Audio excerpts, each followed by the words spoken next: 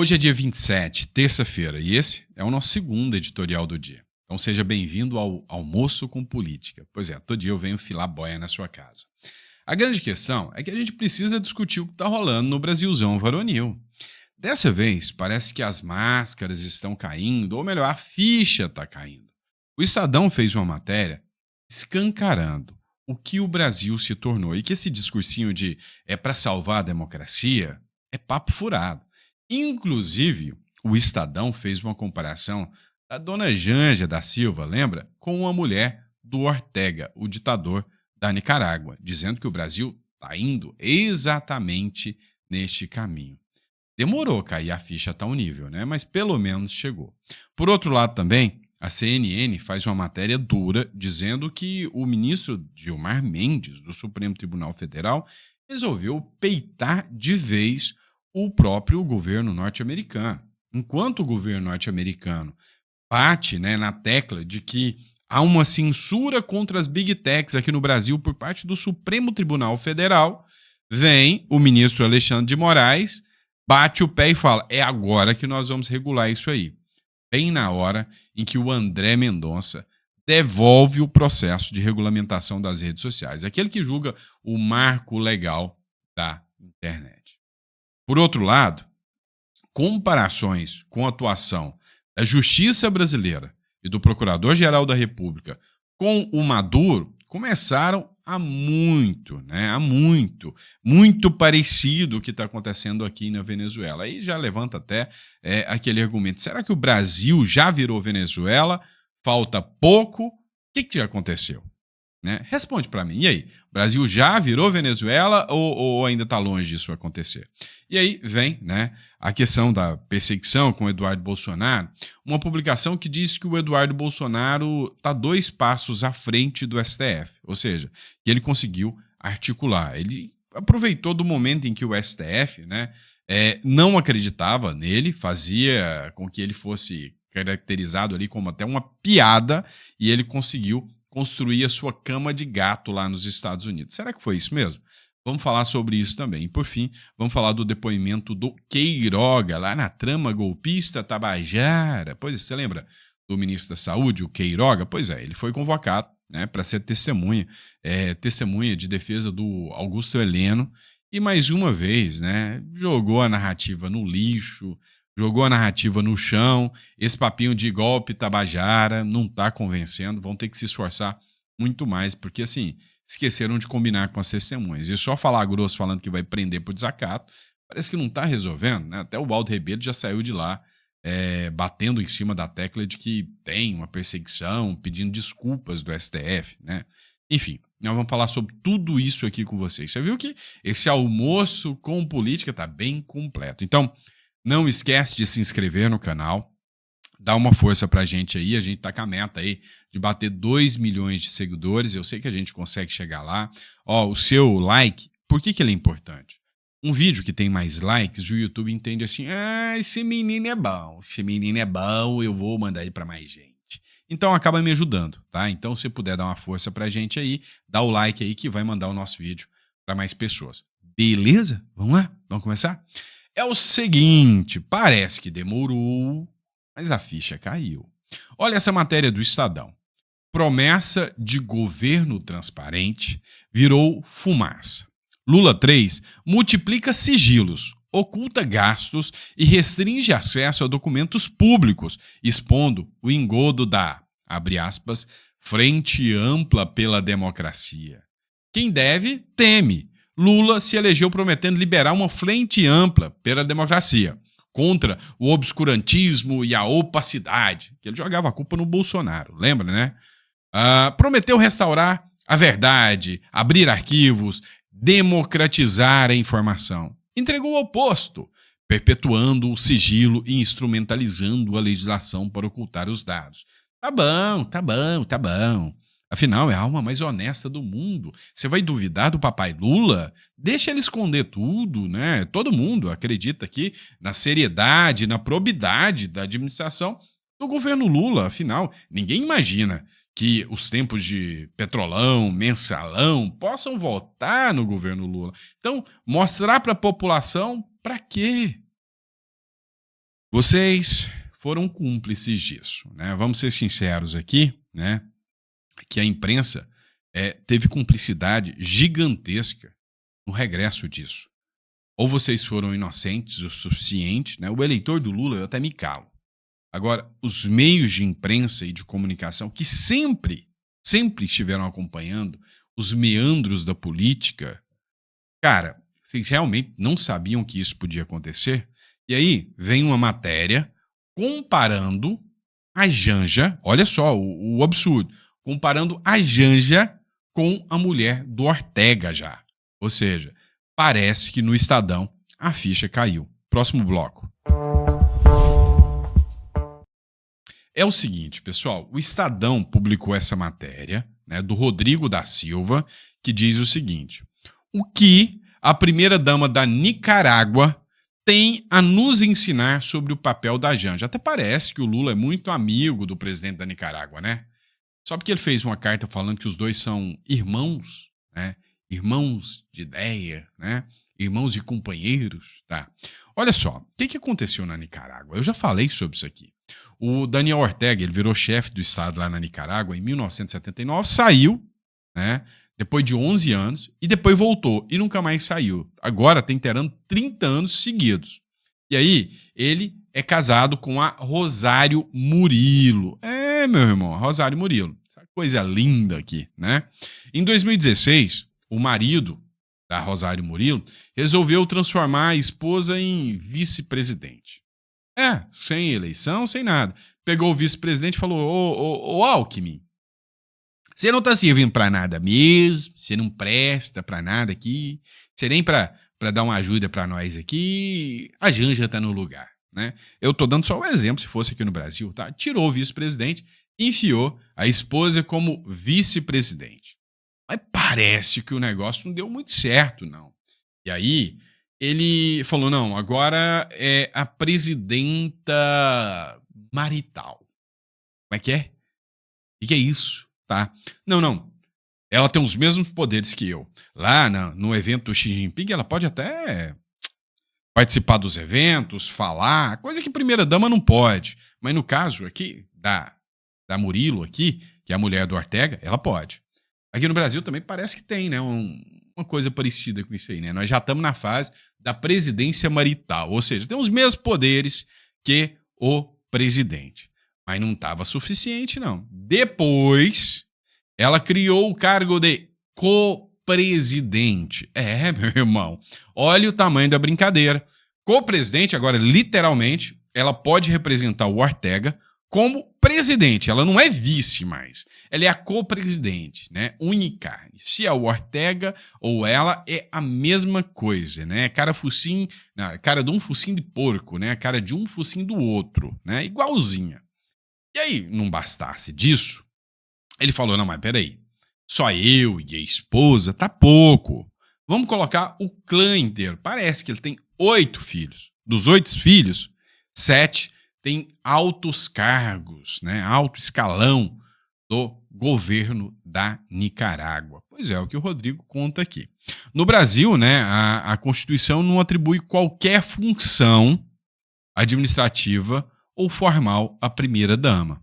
Essa limitação não é um exercício sexista ou alguma coisa desse jeito, não tem nada a ver com machismo, nem nada nesse sentido. Tá? Na verdade, é a mesma coisa do presidente. A Dilma, né, casada fosse, ou a Michele, se virar presidente, o Bolsonaro tem que fechar o bico e fazer pose de Mona Lisa.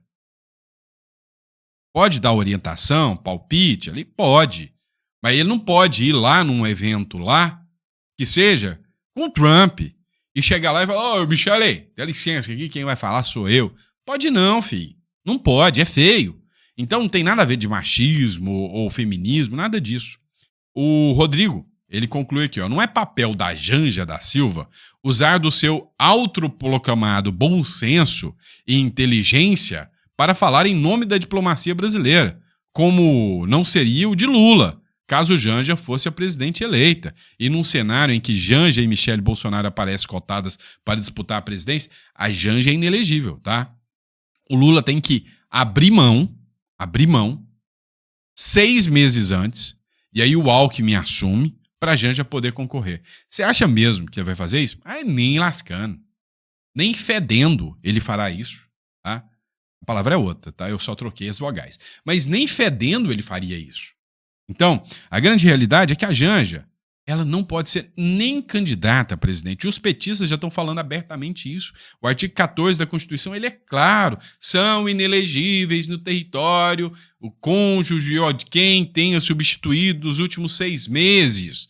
O cônjuge do presidente da República, o cônjuge do governador de estado. Então, o que está acontecendo? É a nicaraguatização da República das Bananas, do Brasil. Está acontecendo debaixo do seu focinho. Eu já falei isso há uns 4, 5 meses atrás. E agora o Estadão falou. Tá bom. Antes tarde do que nunca, né? E aí vem a questão da censura. A Xi Jinpingização do Brasil também. A chinalização do Brasil. Vamos lá. O Lula e a Janja, essa aí, né, co-presidenta quase já, estabeleceram que um aliado do Xi Jinping vai vir aqui no Brasil para regulamentar as redes sociais. Democracia pujante, né, lá na China. E aí, agora, não bastasse a falta de bom senso, a falta completa de bom senso, em falar que vai vir um ditador chinês, um representante da ditadura chinesa, para te calar, para falar o que você pode falar ou não. Não bastasse não respeitar mais o Congresso, a Advocacia Geral da União, que atua em prol do governo e não do povo, atuando em prol do governo, quer regulamentar as redes sociais no tapetão com o STF. Olha o que a Josiane Aese falou aqui neste caso. Citando a matéria, a AGU aciona o STF para responsabilizar as redes sociais por desinformação. Quem diz o que é desinformação, pequeno gafanhoto?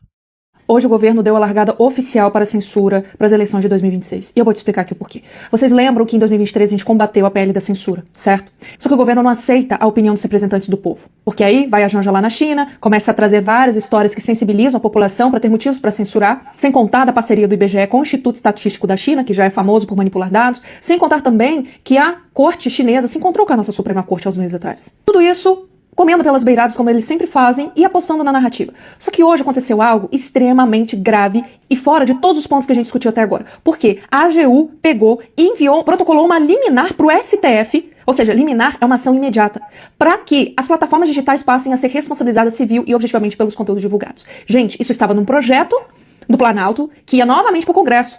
E agora estão apostando nessa liminar pela AGU. Eles admitem que a proposta da PL da censura está parada no Congresso e eles querem agir por uma liminar com efeito imediato. E quando eles falam em responsabilizar as redes sociais, as plataformas, com a justificativa de vamos combater fake news, vamos combater os jovens que estão fazendo atrocidades, vamos combater as ofensas, até chegarem na cereja do bolo, isso está na liminar, tá? Não sou eu que estou falando.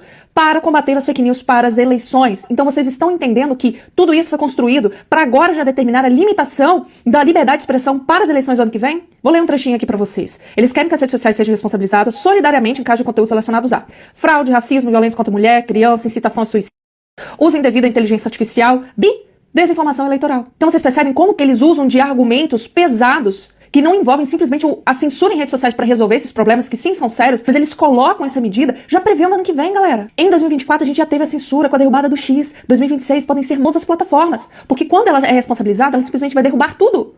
E só para lembrar, por que eles estão fazendo isso agora se antecipando? Porque o Lula está botando um monte de programa social para tentar recuperar sua popularidade, que novamente, segundo as pesquisas, está despencando. Essa liminar é uma situação de desespero, onde a gente vai ser calado muito antes do que a gente imagina. Deu para entender ou precisa desenhar isso, né? Ou seja, 2026 você não vai poder falar nada. Nada. Em 2026, então aproveita para assistir agora, porque em 2026 a gente nem sabe se o YouTube ainda vai existir no Brasil. Essa é a grande realidade. Esse é o grande problema do jogo. Porque se tiver um vídeo aqui que fala, olha, estão querendo regular as redes sociais, e eles falam, isso é mentira, eu vou regular você, tá? Eu falo, estão querendo censurar. Mentira, vou censurar você. Se eles fizerem isso, vão derrubar o YouTube. Aí manda pro YouTube e fala, não, YouTube, exclui o canal desse cara chato aí. Aí o YouTube olha pra mim e fala, não, tá bom. aí me exclui. Aí o Zezinho faz outro vídeo também, exclui também. Aí chega uma hora que o YouTube fala, não dou conta mais. Aí o que vai acontecer? Bum! Né? Arranca o YouTube fora, igual fez com o X. Entendeu? Ah, tá, mas então é isso? Deixa eu mostrar pra vocês. O próprio ministro do Supremo, Gilmar Mendes, resolveu peitar os Estados Unidos agora, porque o discurso dos Estados Unidos é justamente o de que, olha, lá no Brasil estão censurando as redes sociais. E aí o que vem? O Gilmar Mendes defendeu agora a regulação das redes sociais pelo Judiciário e não pelo Congresso Nacional. Aí é pra acabar, né? Aí assiste. O ministro do Supremo Tribunal Federal, Gilmar Mendes, usou as redes sociais para defender a regulamentação das Big Techs e criticar a ação de agentes estrangeiros. A postagem vem depois de o governo norte-americano dizer que há grande possibilidade de o país aplicar sanções a Alexandre de Moraes. Vamos ver o que ele escreveu. A regulamentação das plataformas digitais e o estabelecimento de parâmetros para discursos odiosos constitui elemento basilar da soberania nacional para qualquer nação contemporânea. Não há paradigma universal. Não se pode admitir que agentes estrangeiros cerceiem o exercício da jurisdição doméstica na tutela de garantias constitucionais. O recado foi direto para os Estados Unidos. Não vou admitir que vocês aí deem palpite no que a gente manda aqui. A autonomia normativa representa imperativo da autodeterminação democrática. O ministro do... Pois é, e aí chega nesse nível onde a gente sabe que o Brasil, mais cedo ou mais tarde, vai encarar sanções. E aí, você tem que entender, em 2026 não acontecerá a liberdade nas redes sociais. Hoje, o André Mendonça, coincidência, a AGU entra com a ação anteontem, o Gilmar Mendes se manifesta ontem e o André Mendonça devolve hoje o processo para julgamento. Matéria do R7. Mendonça libera para julgamento ações sobre a remoção de conteúdos ilegais nas redes sociais. O que é ilegal, pequeno gafanhoto? Porque, por exemplo, fake news não existe no ordenamento jurídico. Isso não existe. Mas criaram da cabeça, do pinete deles ali, o crime de fake news. Não há lei sem crime anterior, não apenas sem lei anterior que o defina, nem crime sem prévia combinação, legal, tá? Mas os caras, sem lei, sem o Congresso debruçar sobre isso, criam da cabeça dele o crime de fake news. Então, o que vai ser ilegal? O ministro do STF, André Mendonça, devolveu para julgamento 2 ações que vão definir se as plataformas digitais podem ser responsabilizadas por conteúdos que os usuários publicam. Mendonça havia pedido vista em dezembro do ano passado. Agora, cabe ao presidente do STF, Luiz Roberto Barroso, marcar uma nova data para o julgamento. O Supremo analisa a constitucionalidade do artigo 19 do Marco Civil da Internet. Ou seja, você acha que essa corda vai estourar para qual lado? Para pensar comigo, tá bom? Bora pro próximo bloco. Pessoal, vamos lá. Numa escala de 1 a 10, pelo que você conhece de Venezuela, em publicações, em redes sociais, qual a nota que você dá de semelhança com o Brasil? Se o Brasil está quase Venezuela, a nota é 10. Né? Se o Brasil já é igual, a nota é 10. Se está mais ou menos 6, 7, se está longe disso, é 0. De 0 a 10, o quanto o Brasil está parecendo com a Venezuela? Coloca no comentário só para a gente saber. Porque olha só essa matéria do Estado de Minas, tá? Matéria de 2017. A gente está indo nesse caminho. A Venezuela só está mais adiantada do que a gente. O Maduro acusa deputados, foram presos esses deputados, 2017, de traição à pátria. Por quê? Porque eles recorreram ao OEA dizendo que o Maduro era autoritário. E aí o que ele fez? Acusou esses caras de estarem tentando violar sobre as leis do país e condenaram os caras à prisão. O presidente da Venezuela, o Maduro, tá? Para mim não é Maduro, é podre, acusou nessa quarta-feira de, abre aspas, traição à pátria, fecha aspas. É o que a gente está vendo hoje, né, com o Eduardo Bolsonaro. Os deputados da oposição que solicitaram à OEA uma avaliação sobre a aplicação da Carta Democrática Interamericana no país. Opa! não só disseram que não estão obedecendo à Constituição, mas olha só, a Carta Democrática da OEA, do qual a Venezuela deveria ser signatária, que respeita os direitos humanos, não está sendo observada na Venezuela não, hein? E aí esses caras foram acusados de traição. Aí é a mesma coisa que estão acusando quem? O Eduardo Bolsonaro. Pois é. Só que é o seguinte, os aliados do Bolsonaro estão dizendo que o Eduardo Bolsonaro está a 2 passos à frente, que ele está articulando, está lá. E, cara, o Eduardo Bolsonaro foi genial ao picar mula, né, no vulgo português, né, no vulgo, como é que chama? Giriês, né, na gíria, picar a mula daqui. Ele que tá mais do que certo. Eu falei pra você quando eu falei, não, Eduardo Bolsonaro, antes dele anunciar que ia sair do Brasil, eu falei, não, Eduardo Bolsonaro tem que picar a mula daqui, ele é doido de ficar aqui. O Moraes já falou pra usar a criatividade contra ele, e eles são criativos. Então, ele pulou fora. Só que agora, a questão é, ele está a 2 passos à frente do judiciário? De certa forma, sim. Mas ele ainda tem calcanhares de Aquiles, ele ainda tem criptonistas aqui, porque o pai dele ainda está aqui, né? A família dele ainda está aqui. Exilado nos Estados Unidos, Eduardo Bolsonaro se blinda contra a perseguição judicial e força o STF a entrar na rota de colisão com o Trump. É exatamente o que aconteceu. Olha só, ô Trump, eu tô sendo perseguido lá no Brasil, minha família tá sendo perseguida lá no Brasil. E aí o Trump, né? Meu amigo Bolsonaro, Eduardo Bolsonaro, eu vou observar, tá? De repente, quando eu falei pra você que eu tô sendo perseguido, eles entraram com uma ação lá pra voltar a me perseguir. Aí o Trump, amiga Eduardo Bolsonaro, tô vendo, né? É isso que aconteceu, meu irmão. Eles viram o que tá rolando, né? Ou seja, não tem como falar que o Eduardo Bolsonaro não conseguiu aqui, nessa medida aqui, aquilo que eles queriam. A própria Globo News falou, olha, se o discurso do Eduardo Bolsonaro é de que ele estava sendo perseguido, parabéns aos envolvidos. Acabaram de dar de presente a prova de que ele é perseguido. Foi a Globo News que falou isso, tá?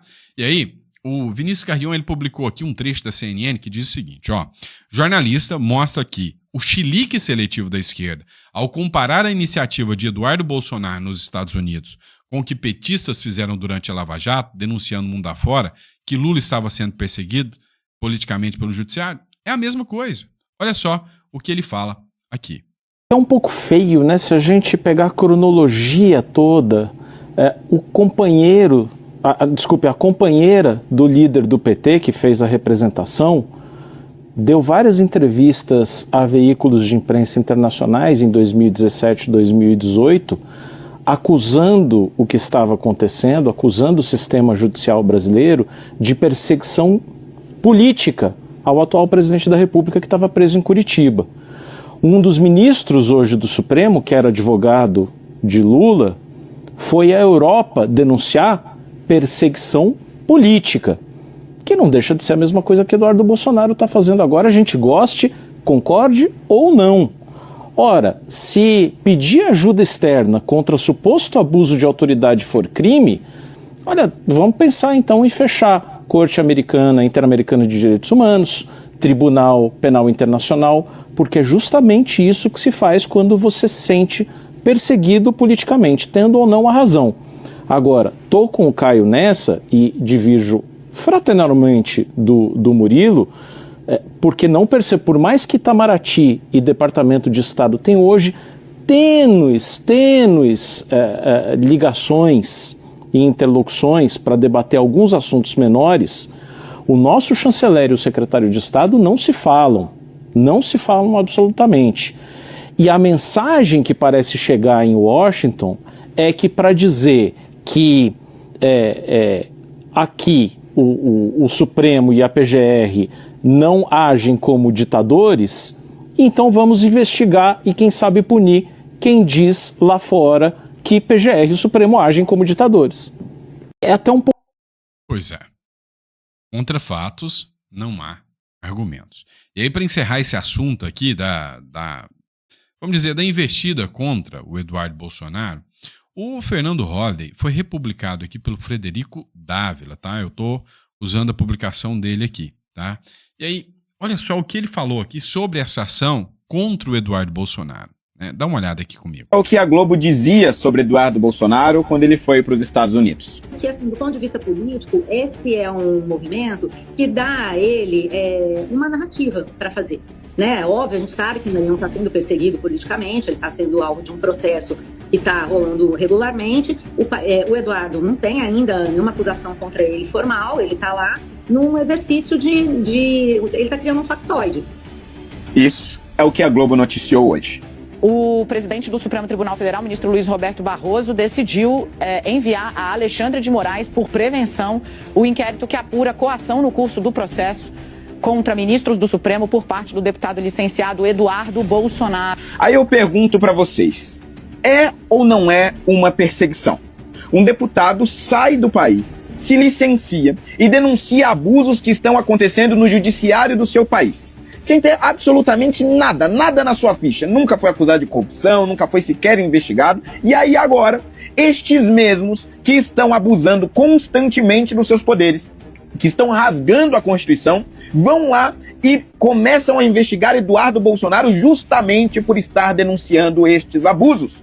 Estamos sim diante de uma ditadura. Isso é exatamente o que a Venezuela faz contra os seus opositores. Isso é exatamente o que a Nicarágua faz com os seus opositores. Todos aqueles que tentam sair do país para denunciar aquilo que está acontecendo dentro da ditadura são mais perseguidos. Usam o judiciário, usam o Ministério Público, usam todas as armas à disposição para calar. Só que, felizmente, Eduardo Bolsonaro até aqui tem demonstrado que tem coragem o suficiente para enfrentar toda esta maquinaria e não está sozinho. Além do apoio dos Estados Unidos, ele tem o apoio de milhões de brasileiros aqui, que apesar de tudo, apesar de toda a desesperança, ainda não desistiram do seu país. Isso é o que a Globo... Pois é, vocês têm que pensar o seguinte, em 2026, esse tipo de vídeo não vai circular, de jeito nenhum. Pois é, pessoal, dando continuidade aqui às nossas matérias, né? Vamos falar um pouquinho do golpe Tabajara? Pois é, ontem foi a oitiva, né, do Queiroga. Você lembra do Queiroga, ministro da Saúde do Bolsonaro? Pois é, o Queiroga, né, disse sobre o posicionamento do Bolsonaro depois das eleições. Bolsonaro nos orientou a agir conforme a Constituição, diz Queiroga. Eu tô começando a entender. Se agir conforme a Constituição é que para eles é o verdadeiro golpe hoje, né? Só pode. O ex-ministro da Saúde, Marcelo Queiroga, do PL da Paraíba, disse ao STF nessa segunda-feira que o ex-presidente Jair Bolsonaro orientou seus ministros a agirem de acordo com a Constituição. A declaração se deu em depoimento à primeira turma da corte na ação penal por tentativa de golpe. O ex-ministro falou como testemunha dos generais Augusto Heleno e Braga Neto, que são réis no processo. Queiroga foi questionado se o tema da ruptura democrática teria sido tratado em alguma reunião ministerial. E ele falou, não, sempre dentro das 4 linhas, tá ok? Pois é. E é aí que mora o perigo, né? Porque esse negócio de ficar dentro das 4 linhas, que o Bolsonaro tanto falou, né? Colocou ele ali onde ele tá. Né? Colocou ele ali onde ele tá. E hoje, a possibilidade de reversão dele é fechando acordos e parcerias, né, para se blindar. E ainda assim, os acordos e parcerias com quem ele fecha, quer ver ele, né, no buraco. Não tem jeito. Dá uma olhada aqui, né, nessa matéria aqui do Metrópolis, do Igor Gadelha, que ele fala especificamente, né, do acordo do Bolsonaro com a União Brasil, já agora visando 2026. Uma boa carta na manga do Bolsonaro. Bora pro próximo bloco. Pois é, pessoal, o jornal Metrópolis, né, disse que o presidente Jair Bolsonaro, o ex-presidente, fechou um acordo com o presidente da Assembleia Legislativa do Rio de Janeiro, que é o Rodrigo Bacelar, que é do União Brasil, já para fechar, né, a visão dele para Senado, né, para governador, em 2026. Dá uma olhada. Se ele teve a força que ele teve pro Tarcísio, meu irmão, com Lula em baixa do jeito que tá, Bolsonaro vai eleger muita gente em 2026. Mesmo inelegível. Agora a grande questão é se ele vai estar livre ou vivo até lá. O ex-presidente Jair Bolsonaro fechou um acordo com a União Brasil para a eleição no Rio de Janeiro em 2026. O ex-presidente Jair Bolsonaro decidiu apoiar o presidente da Assembleia Legislativa do Rio, Rodrigo Bacelar, que é do União Brasil, ao governo fluminense no próximo ano. O acordo foi fechado em conversa de Bolsonaro com Bacelar na última sexta-feira, dia 23 de maio. Pelo acerto, Bolsonaro prometeu apoiar o presidente da Alerj, desde que não apareça nada que desabone o deputado até a eleição do próximo ano. Em troca, Bolsonaro indicará o candidato a vice na chapa e as 2 vagas ao Senado. O nome mais forte para a vice é o do empresário Renato Araújo, de Angra dos Reis. Quer saber mais bastidores? Acesse a coluna Igor Gadelha no portal Metrópolis. Olha, vou jogar o jogo aqui para vocês. Vou dizer o que está acontecendo para 2026 e qual é a estratégia do Bolsonaro, que é inteligente. O Bolsonaro, ele está entendendo. E isso está acontecendo com o Ciro Gomes, hein? Foca, presta atenção. O Bolsonaro, ele entendeu que os governadores, simplesmente estando alinhados, seja um centro-direita, já está passando de bom, tá? Porque ele não vai achar governadores essencialmente de direita para bater de frente ali. Então ele vai jogar ali centro-direita. O que vai ser a visão do Bolsonaro? Eu vou fechar acordo, né, com esses grupos, como por exemplo o União Brasil, que é o do Caiado, lembra? E vou fazer o seguinte, olha, o melhor cargo vocês escolhem, que é o de governador. Em troca, eu quero um cargo de vocês com apoio para senador. Meu foco é fechar 2 senadores por estado. E o caso de governador fica com vocês. Aqui, né, a visão é que no estado de Goiás, por exemplo, o Caiado possa abrir mão, vamos dizer, a previsão, a visão, tá? Vai ser um candidato em que tem apoio amplo. O Kassab e o próprio Rueda e o Ciro Nogueira já disseram que se o Tarcísio for o candidato, ninguém vai lançar chapa. O União não vai, ninguém vai, todo mundo focar em Tarcísio de Freitas. Para quê? Para vral, primeiro turno, tirar o Lula. E os Estados Unidos apostam nisso, né? Ontem uma matéria do Igor Gadelha já disse que os Estados Unidos já bateram, Lula vai perder no primeiro turno e o presidente vai dar indulto aí pro Bolsonaro que entrar de direita. Então a ideia é, Tarcísio vai ser o candidato a presidente, todo mundo abre mão, o Caiado vai para Senado, o Zema vai para Senado, o Ratinho, não sei se tem reeleição ou não, acho que não. Se tiver reeleição, e aí eu tô meio perdido nessa aqui, se tiver reeleição, vai para reeleição, se não tiver, vai para Senado. Então esses caras que são governadores vão partir para Senado, com apoio do Bolsonaro. E aí vão indicar os seus respectivos substitutos ao governo, com o apoio do Bolsonaro. Entendeu? Então o foco do Bolsonaro 2026 é senador.